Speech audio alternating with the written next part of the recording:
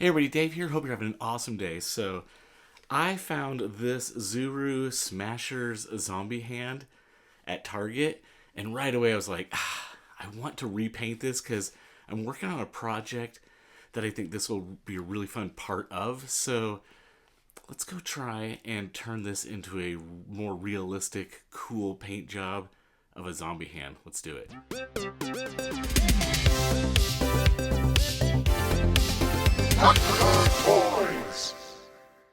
Alright, so this is the ZURU's Smasher.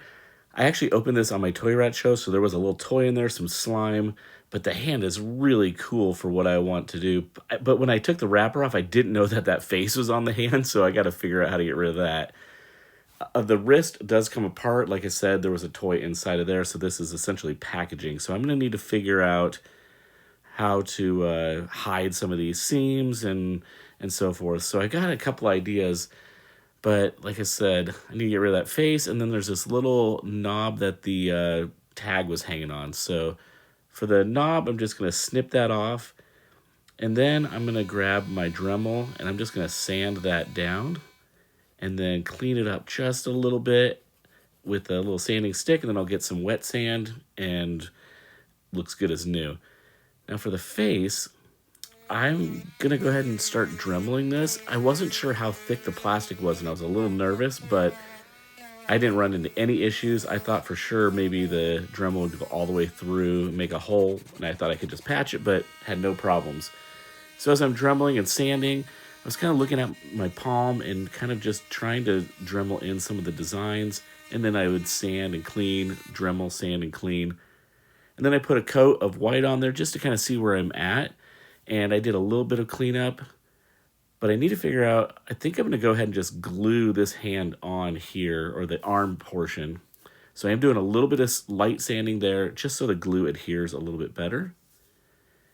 And just add my CA glue. I'm using BSI CA glue. Now this glazing putty, I just started using this not too long ago. It is really awesome. You can actually find this at Walmart for like $7. It's not bad at all.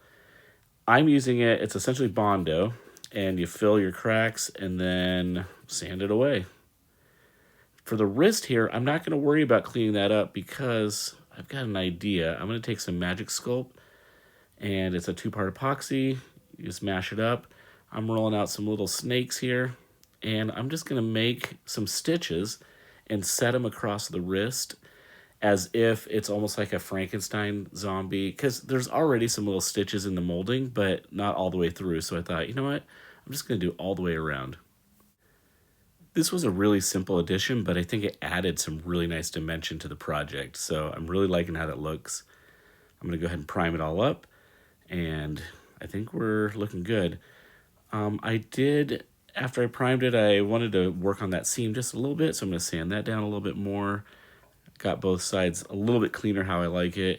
Got it primed again. And now I think I'm ready to start putting some washes on.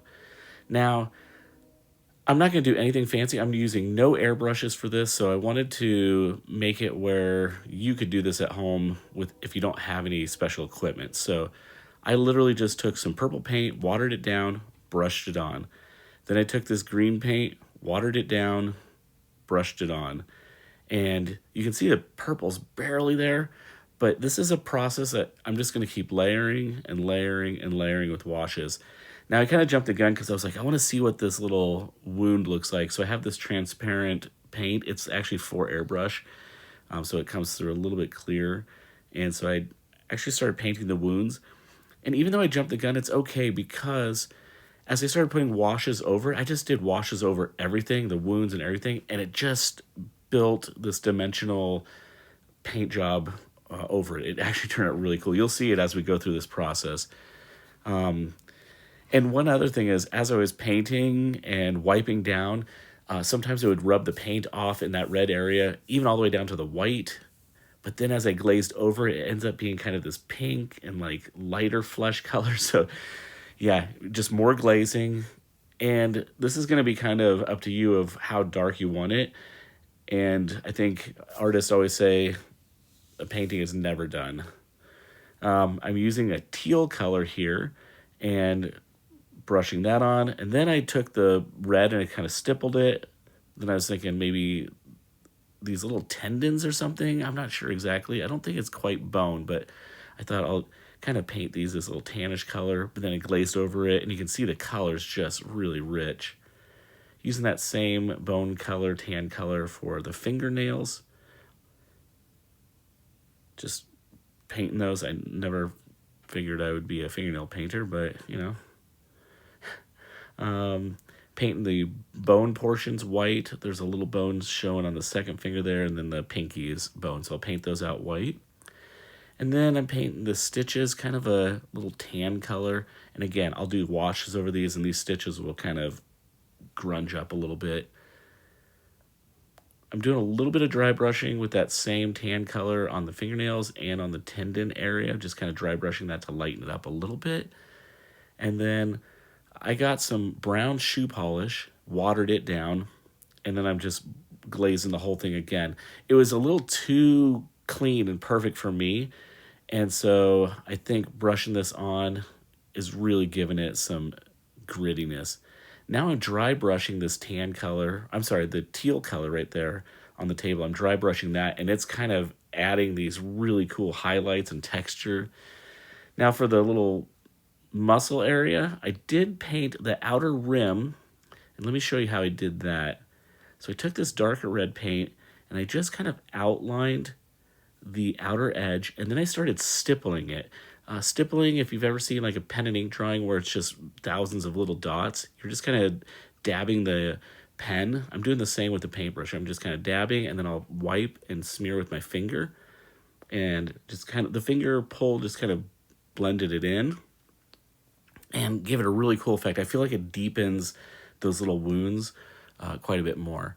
And again, I'll do more washes over the top of these wounds with the translucent red just to richen that up a little bit. But this ended up working really nice, and I'm kind of experimenting. I don't know exactly, I wasn't sure if it would work, but I think it did in the end. I went back on the wrist area and did the same thing, just kind of re-stippled all of the blood area where the wrist would have connected. And man, I don't know, that looks pretty cool. All right, so hand is looking good. I do want a little bit of gloss in these areas and maybe on the thumbnail, so I'm just using this gloss clear coat, and I will give the little fingernails a gloss. And I think this just adds to the dimensionality again. It was feeling a little bit flat, but in those wounds, look at the gloss going over that. Oh, and then like I was talking about, see how the white, where it rubbed down all the way to the base? Oh, awesome. Now, speaking of base, this thing looks kind of dorky. And I do want to save that sticker because I have an idea of something that I could 3D print. I know I don't do a lot of 3D printing, but in this case, it'll be a nice tool. But the sticker's stuck, and I don't want it to rip, so you can use a hairdryer. I'm using a heat gun. I just hit it really quick. That softens up the glue, and then I peeled that off really carefully. Now that I got that, I'll stick this onto a piece of white paper. I'll throw it in my scanner, and then I'll jump into Illustrator, and I made like a little vector path, and then the text. Then I went into my bamboo slicer, and I built this little Lunkhead Bob and Friends plaque, and I'm going to put that on there. It takes about 40 minutes to print, so while that's printing, I need to figure out how to paint this thing. I want it to be like a dark earth, like his hand is coming out of like fresh mud or something, so got that color espresso there, spray painted the whole thing. I'm letting that dry. And then I do want to dry brush this, but before I do that, I think I'm going to do a brown wash. I wanted to get a little bit more dimensionality in there. Don't worry, that's my brush water. It's a little bit dirty, but it's fine because... So I painted it brown, but it was not really giving me the depth that I wanted, so I went ahead and got a black Vallejo, and I brushed that on because I want the cracks to have some like little shadows in there. Then I wiped all that down. So I'm getting this brown, some dark, and then I started dry brushing with that lighter brown, kind of that reddish brown. For dry brushing, just load your brush up and then brush it on a paper towel, get most of that stuff off, and brush it, and it'll hit all the high spots. Ah, it looks really nice. My print is done. Here it is. That looks great. Now for the moment of truth, does it fit? It does. I'm going to paint this thing up, and we are going to call this one done. This was a great project.